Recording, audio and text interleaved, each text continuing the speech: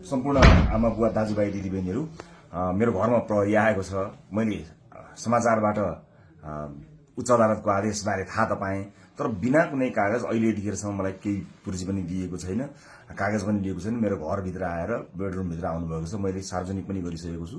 अब यसरी तैनाथ उताबाट आदेशभन्दा पहिले तैनाथ हुने यो सबै चिजले एउटा ठूलो आशंका सृजना गरेको छ।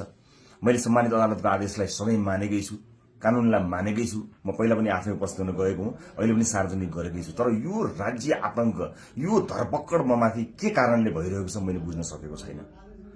भोलिको चितवनको कार्यक्रमलाई निरन्तरता दिनुहोला। मलाई लागेको थियो म केही कुरा भन्छु भनेर, तर जुन तरिकाले अहिले यो सामान्य अभ्यासभन्दा पर गएर जबरजस्ती गर्ने कोसिस बिना कागजपत्र छ होला, ल्याउनु पनि हुन्छ होला, ल्याउन सकिने पनि थियो। त्यो लिएर आएर लैजान सकिन्थ्यो, भोलि ल्याउन सकिन्थ्यो। घरै पनि अझै कागज बोकीवरी प्रक्रिया मेरो लागि कुनै प्रक्रिया पूरा गर्न मानेको छैन। आतंकित बनाएर घरभित्र प्रहरी छिरेको छ। म यसै पनि गिरफ्तारी दिन्छु भनेर बसेकै छु। जे होस्, आम नागरिकले सब चिज हेरिरहेका छन् भन्ने मलाई विश्वास छ। न्यायको लडाईँ म एक थोपा रगत रहुन्जेल लडिरहन्छु। यहाँले साथ दिनुहुनेछ भन्ने विश्वास मैले लिएको छु।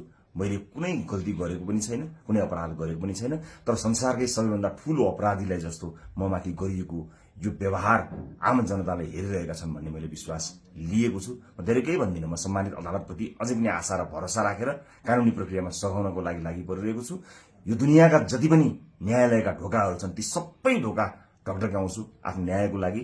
र मलाई थाहा छ यहाँहरूले सबै कुराको साक्षी बसेर हेरिरहनु भएको छ होला भन्ने मैले विश्वास लिएको छु। म यति जानकारी मैले दिनु उपयुक्त ठानेर मैले यो भिडियो रेकर्ड गराएको छु।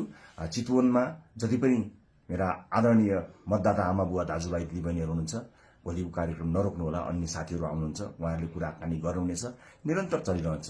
मलाई यिनीहरूले हत्या नै गरेछन् भने पनि नेपाली मतपत्रमा घण्टी चुनाव चिन्ह बसेको छ।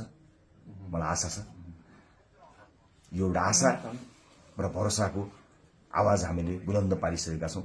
निरन्तरता प्रदान गर्नुहोला। म कानुनी लडाईँमा छु।